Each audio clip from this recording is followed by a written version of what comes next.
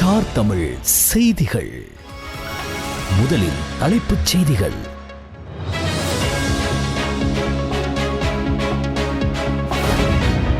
மீரிகமுவில் துப்பாக்கிச் சூடு, ஒருவர் பலி.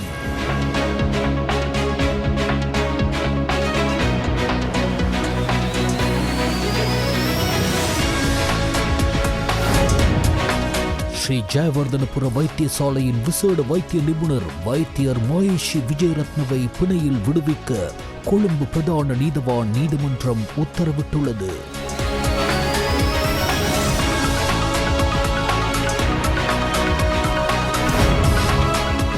ஸ்ரீலங்கன் ஏர்லைன்ஸ் முன்னாள் தலைவர் நிசாந்த விக்ரமசிங்கவை பிணையில் விடுவிக்க உத்தரவு.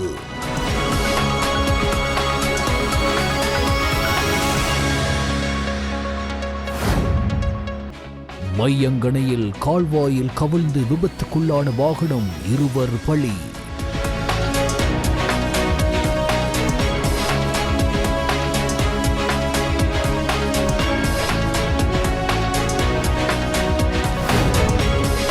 ஜனாதிபதி அனுரவை கண்காணிக்க அனுர மீட்டர் அறிமுகம்.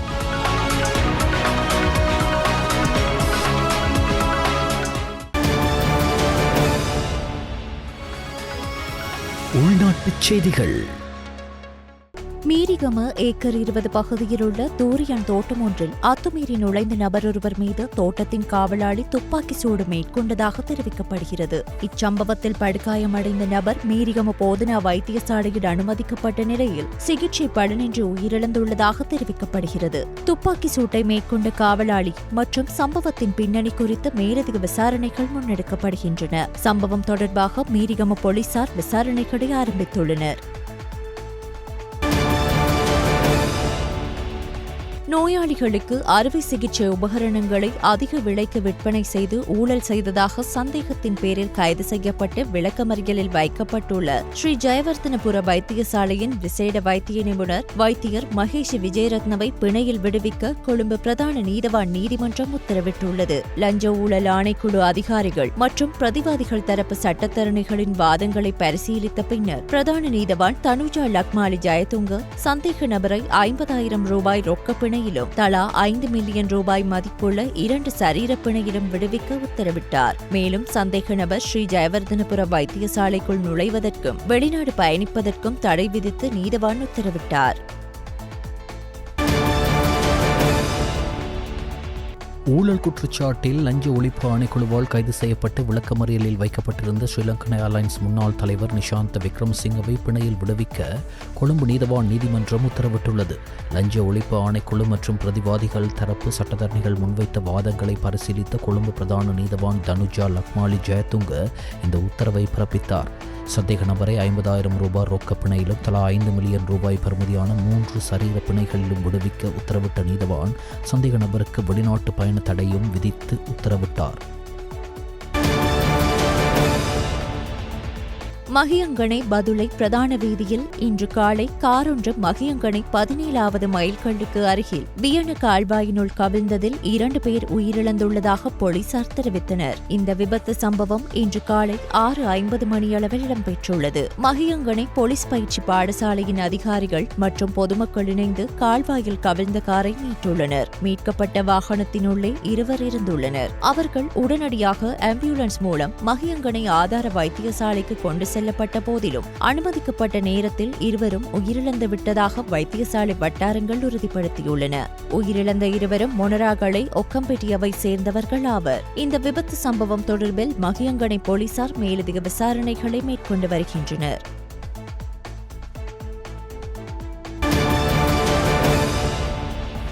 வெரிட்டி ரிசர்ச்சின் ஒரு தளமான மந்த்ரி.lk ஜனாதிபதி அனுரகுமார திசாநாயக்கவின் 2024 ஜனாதிபதி தேர்தல் அறிக்கையில் வழங்கப்பட்ட தேர்ந்தெடுக்கப்பட்ட வாக்குறுதிகளின் முன்னேற்றத்தை கண்காணிக்கும் நிகழ்நிலை கண்காணிப்பு தளமாக அனுர மீட்டரை அறிமுகப்படுத்துவதாக அறிவித்துள்ளது. பொருளாதார சீர்திருத்தங்கள், நிர்வாகம், ஊழல் எதிர்ப்பு, சட்டம் ஒழுங்கு மற்றும் சமூக பாதுகாப்பு தொடர்பாக அதிக பொதுநலன் கொண்டதாகவும் முக்கியமானதாகவும் கருதப்படும் திட்டங்களில் கவனம் செலுத்துவதற்காக 22 வாக்குறுதிகள் தேர்ந்தெடுக்கப்பட்டன. அணுர மீட்டரை புதுப்பிப்பதற்கான தகவல்கள் 3 மூலங்களிலிருந்து பெறப்படுகின்றன. வெளியிடப்பட்ட ஆதாரங்களில் காணப்படுவது தகவல் அறியும் உரிமை கோரிக்கைகளுக்கு பெறப்பட்ட பதில்கள் மற்றும் பயனாளர்களால் வழங்கப்படும் நம்பகமான தகவல்கள். மந்த்ரி.lk பக்கத்தில் உள்ள அணுர மீட்டரை பார்வையிடுவதன் மூலம் பயனர்கள் யோசனைகள் மற்றும் தகவல்களை வழங்குவதன் மூலம் பங்களிக்க அழைக்கப்படுகிறார்கள்.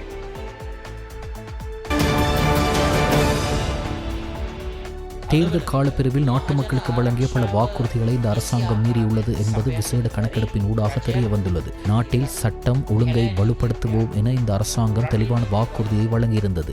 நாட்டு மக்களினது வாழும் உரிமையை பாதுகாப்பது நாட்டின் முழுமையான முன்னுரிமைகளில் ஒன்று என்று பொதுமக்களுக்கு வாக்குறுதி வழங்கியிருந்த போதிலும் இன்றளவில் முறையான பொதுமக்கள் பாதுகாப்பை வழங்க முடியாத ஒரு அரசாங்கமாக காணப்படுகிறது என எதிர்க்கட்சித் தலைவர் சஜித் பிரேமதாச நேற்று தெரிவித்தார். இது தொடர்பில் அவர் மேலும் தெரிவிக்கையில், நாட்டில் காட்டு சட்டமே தற்போது முறையில் காணப்படுகிறது. நாட்டில் சட்டத்தின் ஆட்சி முற்றிலும் அளிக்கப்பட்ட 67 துப்பாக்கிச் சூட்டு சம்பவங்கள் ஊடாக 37 உயிர்கள் பலியாகியுள்ளன.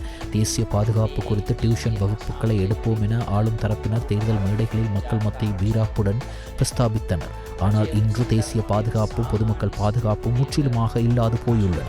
மக்களின் உயிரை பாதுகாத்துக் கொள்ள முடியாத சூழ்நிலை உருவாகியுள்ளது. எந்த நேரத்தில் எந்த கட்டத்தில் துப்பாக்கி பிரயோகங்கள் மேற்கொள்ளப்பட்டு உயிர்கள் பழிப்போகும் என்ற பிரச்சனை எழுந்து காணப்படுகின்றன.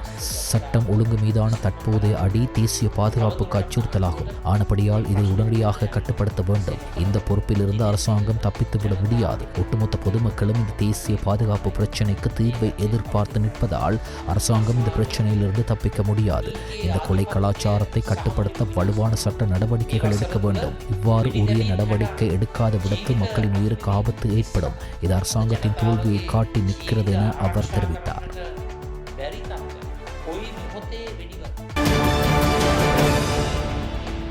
ஜனாதிபதி அனுரகுமார திசாநாயக்க மற்றும் சவுதி அபிவிருத்தி நிதியத்தின் பிரதம நிறைவேற்று அதிகாரி சுல்தான் எல் மர்சித்துக்கும் இடையிலான சந்திப்பு நேற்று பிற்பகல் ஜனாதிபதி அலுவலகத்தில் நடைபெற்றது. சவுதி அபிவிருத்தி நிதியத்தின் உதவியுடன் செயற்படுத்தப்படும் திட்டங்களின் தற்போதைய முன்னேற்றத்தை மீளாய்வு செய்வதும் புதிய திட்டங்களுக்கான வாய்ப்புகளை அடையாளம் காண்பதும் இந்த கலந்துரையாடலின் முக்கிய நோக்கமாகும்.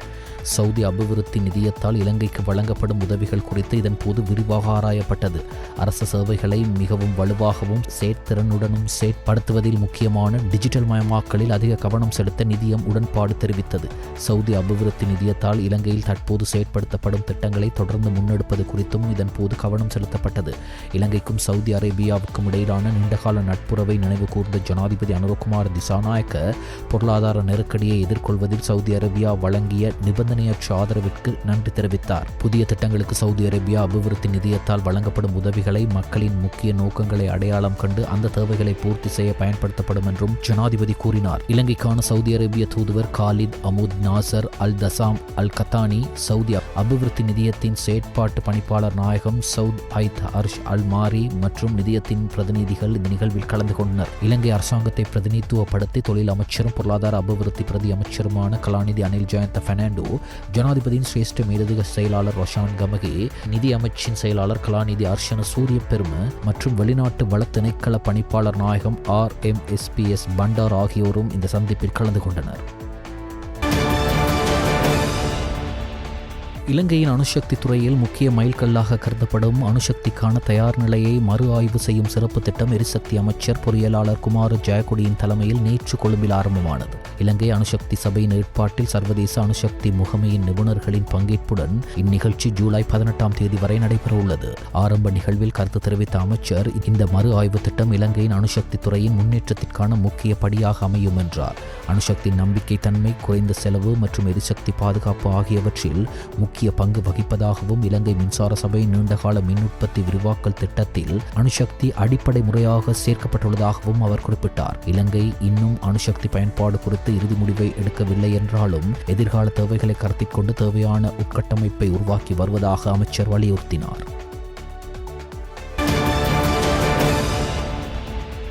நோய்வாய்ப்பட்டு மிகவும் பலவீனமான நிலையில் சிகிச்சை அளிக்கப்பட்டு வந்த பாத்திய காட்டு யானை உயிரிழந்துள்ளது. பேராதனை பல்கலைக்கழகத்தின் கால்நடை மருத்துவ பீடத்தின் முன்னாள் பீடாதிபதி பேராசிரியர் அசோக தாங்கோல தலைமையிலான குழு கொல்பிதிகம பகுதியில் துப்பாக்கி சூட்டு காயங்களால் ஆபத்தான நிலையில் இருந்த பாத்திய யானைக்கு சிகிச்சை அளிக்க பெரும் முயற்சிகளை மேற்கொண்டது. எனினும் தசை சிதைவு மற்றும் பாதிக்கப்பட்ட இரத்த ஓட்டம் காரணமாக யானை ஆபத்தான நிலையில் இருந்ததாக கால்நடை வைத்தியர்கள் தெரிவித்தனர்.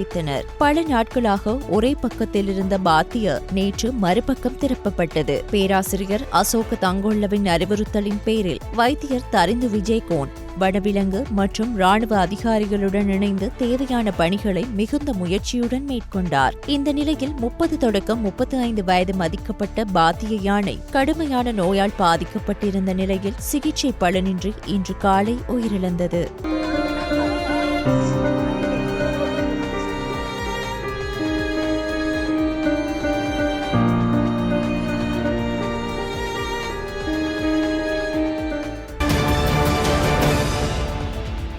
சட்டவிரோதமாக வெளிநாட்டு சிகரெட்டுகளை நாட்டிற்குள் கொண்டு வந்த நபரொருவர் கட்டுநாயக்க விமான நிலையத்தில் கைது செய்யப்பட்டுள்ளார். சோதனையின் போது வெளிநாட்டு சிகரெட்டுகளின் ஒரு தொகுதி மற்றும் மின்னணு சிகரெட்டுகளை சார்ஜ் செய்ய பயன்படுத்தப்படும் ரசாயனங்கள் அடங்கிய பொதிகள் கைப்பற்றப்பட்டுள்ளன. குருநாகல் பகுதியைச் சேர்ந்த 26 வயதுடைய நபரொருவரை கைதாகியுள்ளார். சம்பவம் தொடர்பில் போலீசார் மேலதிக விசாரணைகளை முன்னெடுத்துள்ளனர்.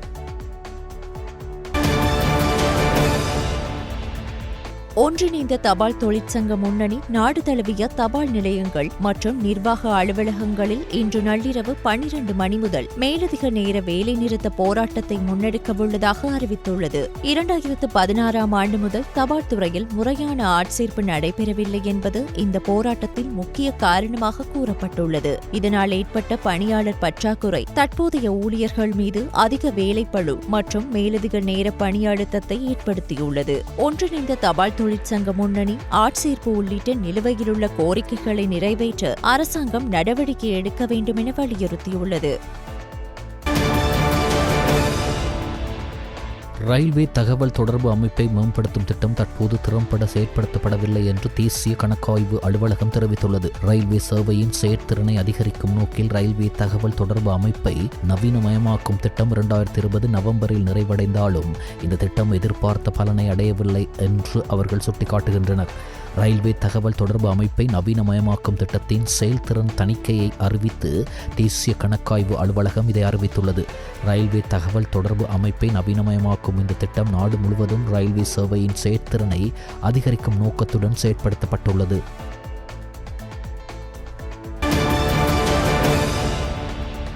மோட்டார் வாகன போக்குவரத்து திணைக்களத்தில் சட்டவிரோதமாக பதிவு செய்யப்பட்ட வாகனத்திற்கு இலக்கு தகடு வழங்குவதற்கு அனுமதி அளித்த சம்பவம் தொடர்பாக கைது செய்யப்பட்ட 2 சந்தேக நபர்கள் மற்றும் ஒரு பெண் சந்தேக நபரை பிணையில் விடுவிக்க கொழும்பு நீதவான் நீதிமன்றம் உத்தரவிட்டுள்ளது. லஞ்ச ஊழல் ஒழிப்பு ஆணைக்குழுவால் கைது செய்யப்பட்ட மோட்டார் வாகன போக்குவரத்து திணைக்களத்தின் முன்னாள் பிரதி ஆணையாளர் மற்றும் திணைக்களத்தின் 2 உதவி முகாமையாளர்கள் கொழும்பு தலைமை நீதவான் தனுஜா லக்மாலி ஜெயதுங்கவின் உத்தியோகபூர்வ அறையில் ஆஜர்படுத்தப்பட்டனர். இதன்போது சந்தேக நபர்கள் சார்பில் ஆஜரான சட்டத்தரணிகள் தங்கள் கட்சிக்காரர்களை பிணையில் விடுவிக்குமாறு நீதவானிடம் கோரிக்கை விடுத்தனர். இருப்பினும் இந்த சம்பவம் குறித்து மேலதிக விசாரணைகளை மேற்கொள்வதாக இலங்கை லஞ்ச ஒழிப்பு ஆணைக்குழுவின் அதிகாரிகள் நீதவானிடம் தெரிவித்தனர். முன்வைக்கப்பட்ட சமர்ப்பணங்களை கருத்தில் கொண்டு சந்தேக நபர்கள் ஒவ்வொருவரும் தலா 2 மில்லியன் ரூபாய் பெறுமதியான சரீர பிணையில் விடுவிக்க நீதவான் உத்தரவிட்டதோடு அவர்களுக்கு வெளிநாட்டு பயண தடையும் விதித்து தீர்ப்பளித்தார்.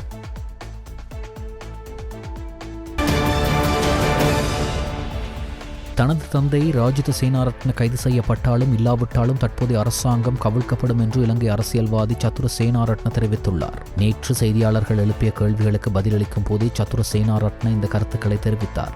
அவரது தந்தையும் முன்னாள் அமைச்சருமான ராஜித சேனாரத்ன நேற்று கொழும்பு நீதவான் நீதிமன்றத்தில் முன்பிணை மனுவை தாக்கல் செய்த பின்னணியில் அவரது கருத்துக்கள் வெளியாகியுள்ளன. அரசுக்கு 26.2 மில்லியன் ரூபாய் இழப்பை ஏற்படுத்தியதாக கூறப்படும் மணல் அகழ்வு ஒப்பந்தம் தொடர்பாக லஞ்ச ஊழல் ஆணையகத்தால் கைது செய்யப்படும் கடத்தப்படுவதை தடுக்க கோரி ராஜித சேனாரட்ன முன்பிணை மனுவை தாக்கல் செய்துள்ளமை குறிப்பிடத்தக்கது. මේ රටේ හොරු අල්ලන්න ඕනේ, ඒ වගේම දූෂිතයන්ට දඩුවම් දෙන්න ඕනේ. නමුත් මතක තියාගන්න ඕනේ මම අද කිව්වා කියලා තියාගන්න ඉතිහාසයේ විසින් රාජිත සේනාරත්නයන්ව නිදොස්කට නිදහස් කරා. සමාජ මාධ්‍යයේ යම් කතාවක් යනවා. ඔව්. නිකන් හරි තාත්තා වත්තඩංගුවට ගත්තොත් ඔබතුමා මේ ආණ්ඩුව පෙරලනවා. නෑ මේ ආණ්ඩුව කොහොමත් පෙරලනවනේ අපි. ඒක තාත්තාව අත්අඩංගුවට ගත්තත් නැතත් පෙරලනවා. බය වෙන්න එපා.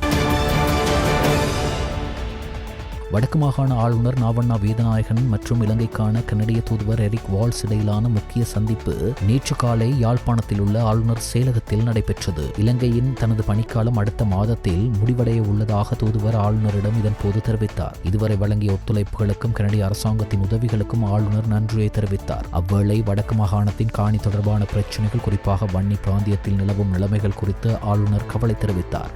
போர் காரணமாக ஆவணங்கள் அழிந்தமை மற்றும் கூகுள் வரைபடத்தின் அடிப்படையில் வனத்துறை அதிகாரிகள் மேற்கொண்ட நில அளவைகள் போன்றவை நில உரிமை பிரச்சினைகளை ஏற்படுத்தியுள்ளதாகவும் அவர் குறிப்பிட்டார். இதற்கான தீர்வுக்கான தற்போதைய அரசாங்கத்தின் நடவடிக்கைகள் குறித்து அவர் தூதுவருக்கு விளக்கம் அளித்தார். இதுபோன்ற பிரச்சினைகள் வடக்கிற்கு மட்டுமல்லாமல் நாட்டின் பல பகுதிகளிலும் காணப்படுவதாக தூதுவர் பதிலளித்தார். மேலும் 2019ஆம் ஆண்டு ஆரம்பிக்கப்பட்ட வீட்டு திட்டங்கள் இன்னும் நிறைவடையவில்லை என்றும் அதனை முழுமையாக்குவதற்காக மேலதிக உதவிகள் தேவைப்படும் என்றும் ஆளுநர் தெரிவித்தார். பெண் தலைமைத்துவ குடும்பங்கள் பலர் உற்பத்தி முயற்சிகளில் ஈடுபடுகின்றனர் என்பதையும் அவர்களுக்கு ஏற்றுமதி சந்தைகளை உருவாக்கி கொடுக்க உதவி தேவை என்பதையும் அவர் வலியுறுத்தினார். வேலைவாய்ப்பு பற்றாக்குறை ஒரு முக்கிய சவாலாக உருவாகிறது என்றும் விவசாயம் மற்றும் கடல் உற்பத்திகளை மூலப்பொருட்களில் இருந்து பெறுமதி சேர்த்து உற்பத்திகளாக மாற்றும் தொழிற்சாலைகள் வடக்கில் அமைக்க கனடிய வாழ் மக்களை முதலீடு செய்ய ஊக்குவிக்க வேண்டும் என்றும் ஆளுநர் கோரிக்கை வைத்தார். அத்துடன் யாழ்ப்பாணம் சர்வதேச விமான நிலைய விரிவாக்கம், வடக்கு முதலீட்டு வலயங்கள் போன்ற முன்னேற்ற திட்டங்கள் பற்றியும் தூதுவர் ஆர்வத்துடன் கேட்டறிந்தார். இந்த சந்திப்பில் ஆளுநரின் செயலாளர் மூவண்ணா நந்தகோபாலன், இணைப்புச் செயலாளர் உள்ளிட்டோர் பலர் கலந்து கொண்டனர். கடற்றொழில், நீரியல் மற்றும் கடல் வளங்கள் அமைச்சர் ராமலிங்கம் சந்திரசேகருக்கும் இலங்கைக்கான இந்திய உயர்ஸ்தானிகர் சந்தோஷ் ஜா அவர்களுக்கும் இடையிலான முக்கிய சந்திப்பு நேற்று கடற்றொழில் அமைச்சில் நடைபெற்றது. இச்சந்திப்பில் மீனவர் நலன், கடல்வள பாதுகாப்பு, கடற்றொழில் துறை அபிவிருத்தி மற்றும் இருதரப்பு ஒத்துழைப்புகள் குறித்து விரிவாக கலந்துரையாடப்பட்டது. வடக்கு மீனவர்கள் கடந்த 3 தசாப்த கால யுத்தத்திற்கு பிறகு பெரும் பொருளாதார நெருக்கடிகளுக்கு மத்தியில் மீன்பிடி தொழிலை மேற்கொண்டு வருவதாகவும் அவர்களின் வாழ்வாதாரம் பெரிதும் பாதிக்கப்பட்டுள்ளதாகவும் அமைச்சர் சந்திரசேகர் சுட்டிக்காட்டினார். இதற்கிடையில் தமிழ்நாட்டு மீனவர்களின் சட்டவிரோத மீன்பிடி படகுகளால் கடல் வளம் பெரிதும் பாதிக்கப்படுவதாகவும் அதை கட்டுப்படுத்த நடவடிக்கை எடுக்குமாறும் உயர்ஸ்தானிகரிடம் கேட்டுக்கொண்டார். இதற்கு பதிலளித்த இந்திய உயர்ஸ்தானிகர் சந்தோஷ் ஜா, பாட்டம் ட்ரோலிங் மீன்பிடி முறை தமிழ்நாட்டிலும் தடை செய்யப்பட்டுள்ளதாகவும் தற்போது மீனவர்களை ஆழ்கடல் மீன்பிடியில் ஈடுபட ஊக்குவித்து வருவதாகவும் தெரிவித்தார். தமிழ்நாட்டு மீனவர்களும் மிக குறைந்த நாட்கூலிக்கு வேலை செய்யும் வறிய மக்கள் என்பதை வலியுறுத்திய அவர், கலாச்சார ரீதியாகவும் ஒரே மொழி பேசக்கூடியவர்கள் என்ற அடிப்படையிலும் இருதரப்பு மீனவர்களுடனான கலந்துரையாடல்களை ஊக்குவிப்பதன் மூலம் புரிதலை ஏற்படுத்தவும் பிரச்சினைகளுக்கான தீர்வுகளை காண்பதற்கான அடித்தளத்தை உருவாக்க முடியும் என்றும் அவர் தெரிவித்தார். கடந்த காலங்களில் தமிழ்நாட்டு மீனவர்கள் குழு இலங்கை வந்து சென்றதாகவும் தான் தமிழ்நாடு சென்றபோது அவர்களை சந்தித்து சகோதரத்துவத்துடன் சுமூகமான கலந்துரையாடல்களை மேற்கொண்டதாகவும் அமைச்சர் ராமலிங்கம் நினைவு கூர்ந்தார். உயர்ஸ்தானிகரின் கோரிக்கையை ஏற்று வருங்காலத்தில் இருநாட்டு மீனவ சமூகங்களுக்கிடையில் சந்திப்புகளையும் கலந்துரையாடல்களையும் அதிகரித்து புரிதலை வலுப்படுத்த இணக்கம் தெரிவித்தார். சவுதி மேம்பாட்டு நிதியத்துடன் இலங்கை அரசாங்கம் இருதரப்பு கடன் ஒப்பந்தங்களில் கையெழுத்திட்டுள்ளது. இது நாட்டின் தற்போதைய வெளிநாட்டு கடன் மறுசீரமைப்பு செயற்பாட்டில் ஒரு குறிப்பிடத்தக்க மைல்கல்லை குறிக்கிறது என்று நிதி திட்டமிடல் மற்றும் பொருளாதார மேம்பாட்டு அமைச்சு தெரிவித்துள்ளது. இலங்கையின் சவாலான பொருளாதார சூழ்நிலைகள் காரணமாக கடன் நிறுத்தப்பட்டதாக அறிவித்த பின்னரும் சவுதி அரேபிய ராச்சியம் தொடர்ந்து கடன் வழங்குவதன் மூலம் இலங்கைக்கு ஆதரவளிப்பதில் முக்கிய பங்கு வகித்துள்ளது.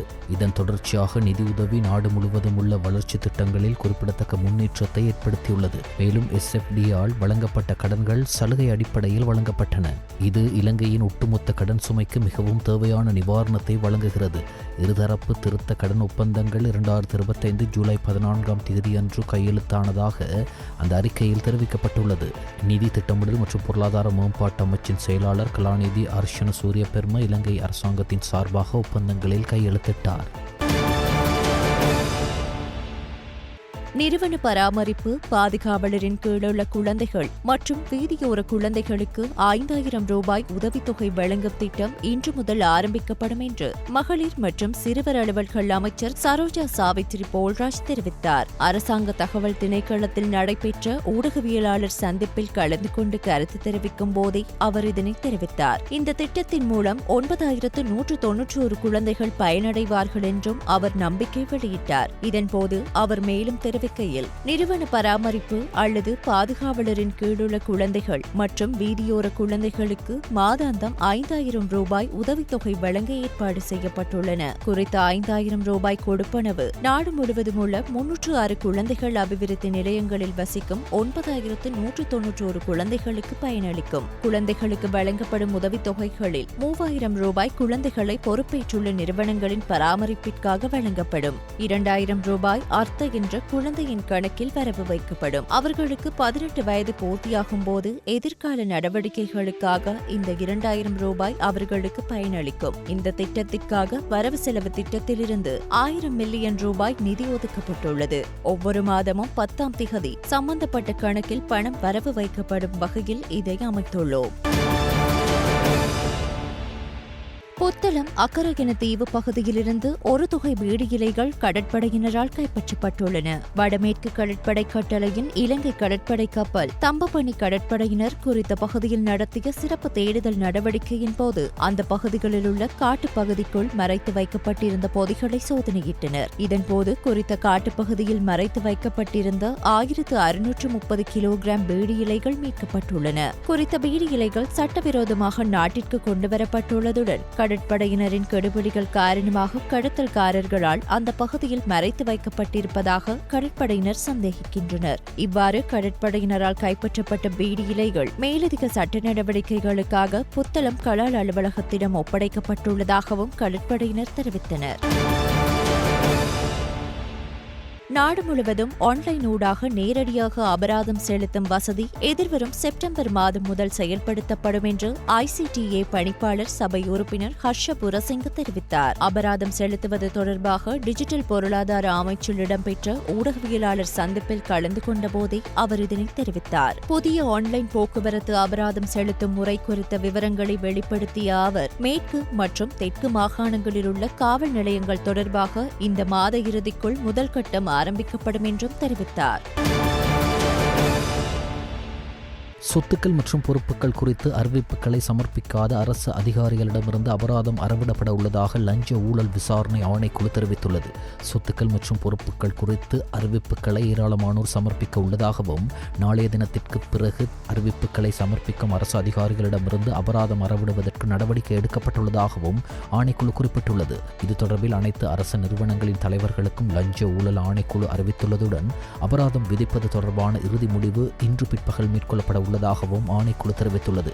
அதன்படி சொத்து மற்றும் பொறுப்பு அறிவிப்புகளை சமர்ப்பிக்காத அரசு அதிகாரிகளின் ஊதியத்திலிருந்து நாளை முதல் தாமதமான நாட்களுக்கான அபராதம் அறவிடப்படும். 2023ஆம் ஆண்டு 9ஆம் இலக்க ஊழல் தடுப்பு சட்டத்தின்படி 2025ஆம் ஆண்டுக்கான சொத்துக்கள் மற்றும் பொறுப்புகள் பற்றிய அறிவிப்புகள் மின்னணு சமர்ப்பிப்பு முறை நடைமுறைக்கு வரும் வரை எழுத்துப்பூர்வமாக சமர்ப்பிக்க வாய்ப்பு வழங்கப்பட்டுள்ளது. ஜூன் 30ஆம் தேதிக்குள் சொத்துக்கள் மற்றும் பொறுப்புகள் குறித்து அறிவிப்புகளை சமர்ப்பிக்காத அரசு அதிகாரிகள் தங்கள் அறிவிப்புகளை சமர்ப்பிக்க மேலும் 2 வாரங்கள் அவகாசம் வழங்கப்பட்டுள்ளதாகவும் மேற்படி காலகட்டத்தில் சொத்து மற்றும் பொறுப்பு அறிவிப்புகளை சமர்ப்பிக்கும் அதிகாரிகளுக்கு எச்சரிக்கை கடிதங்கள் வழங்கப்படும் என்றும் ஆணைக்குழு குறிப்பிட்டுள்ளது.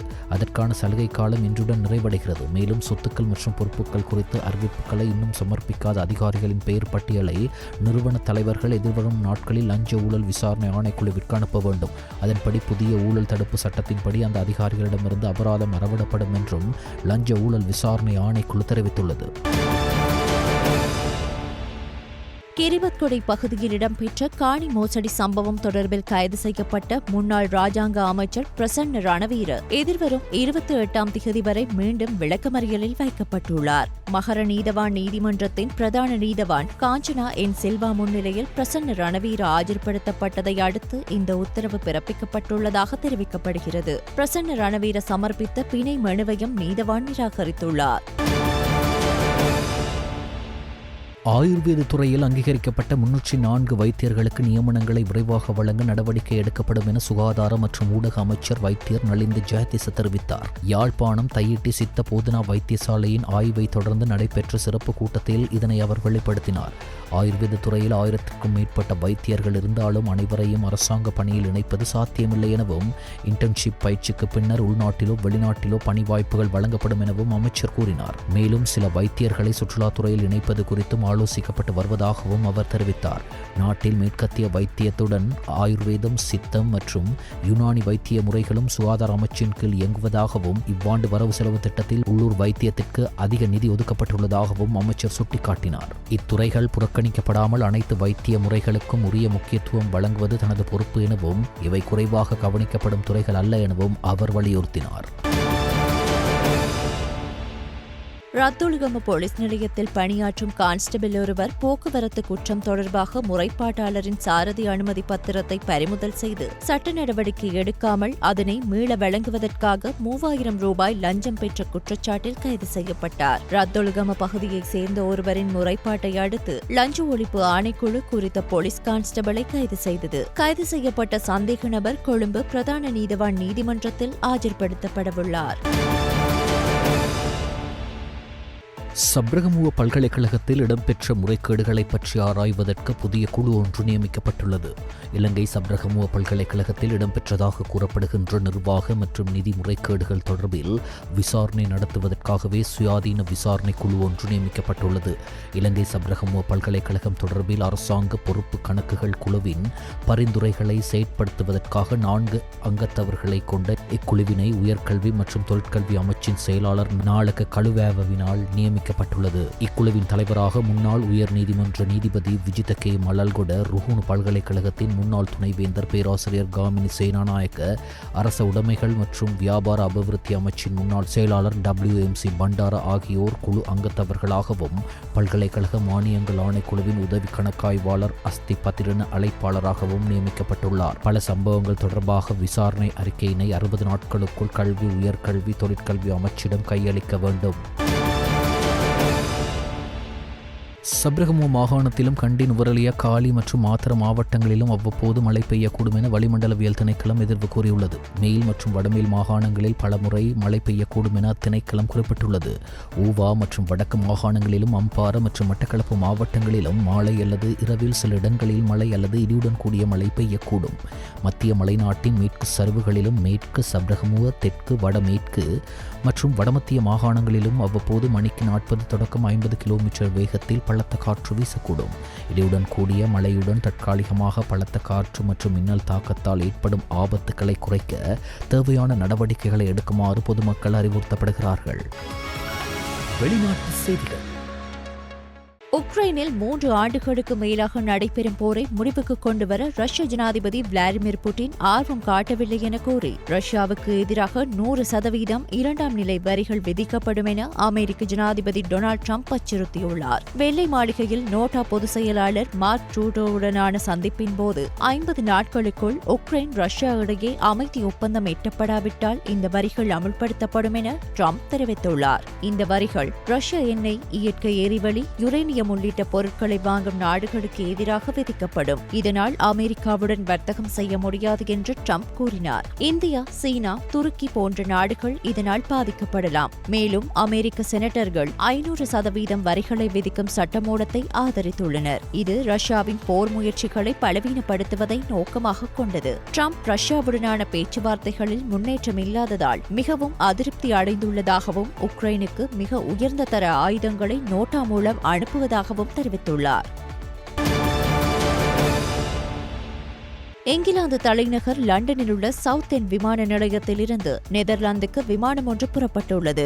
ஜீஷ் ஏர்லைன் நிறுவனத்துக்கு சொந்தமான அந்த விமானம் புறப்பட்ட சிறிது நேரத்திலேயே விமானியின் கட்டுப்பாட்டு இழந்தது. இதனால் விமானி கட்டுப்பாட்டு அறை அதிகாரிகளை தொடர்பு கொண்டு பேசியதோடு அவர்கள் விமானத்தை உடனடியாக தரையிறக்குமாறு அறிவுறுத்தினர். எனவே விமானத்தை அவசரமாக தரையிறக்க விமானி முயன்றபோது அதற்குள் விமானம் கீழே விழுந்து வெடித்து சிதறியது. இதனால் சவுத் எண்ட் விமான நிலையம் மூடப்பட்டு விமானங்கள் அனைத்தும் அனைத்தும் அருகிலுள்ள விமான நிலையங்களுக்கு திருப்பிவிடப்பட்டன. இதற்கிடையே அங்கு விரைந்த தீயணைப்பு வீரர்களின் சில மணி நேர போராட்டத்துக்கு பிறகு தீ கட்டுக்குள் கொண்டுவரப்பட்டது. இந்த விபத்தில் இதுவரை 4 பேர் பலியாகியுள்ளதோடு விபத்துக்கான காரணம் குறித்து விமான போக்குவரத்து துறை அதிகாரிகள் விசாரணை நடத்தி வருவதாகவும் தெரிவித்துள்ளனர்.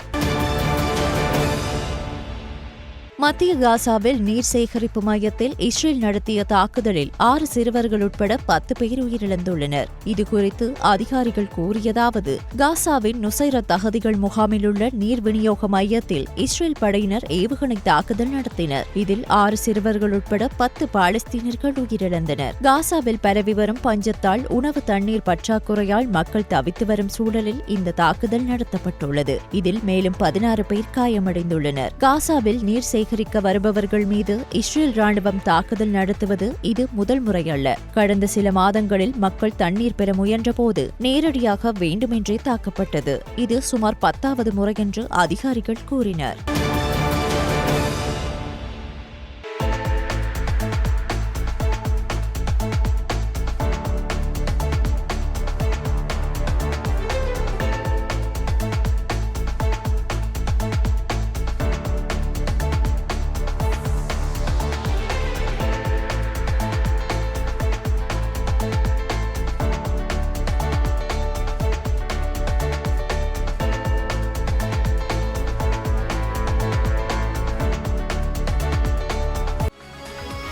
விளையாட்டு செய்திகள்.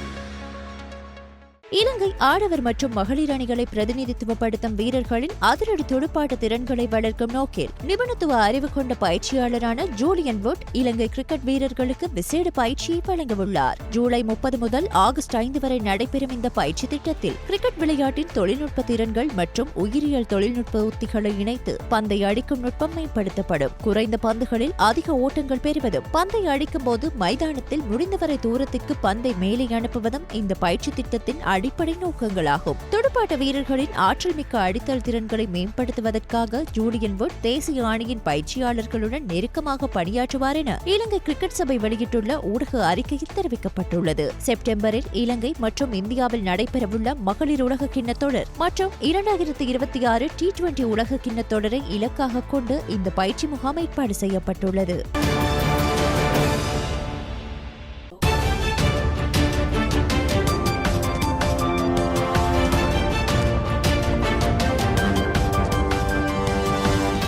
ஸ்டார் தமிழ் செய்திகள் இத்துடன் நிறைவடைகின்றன. மீண்டும் எமது செய்திகள் நாளை இரவு 7 மணிக்கு ஒளிபரப்பாகும்.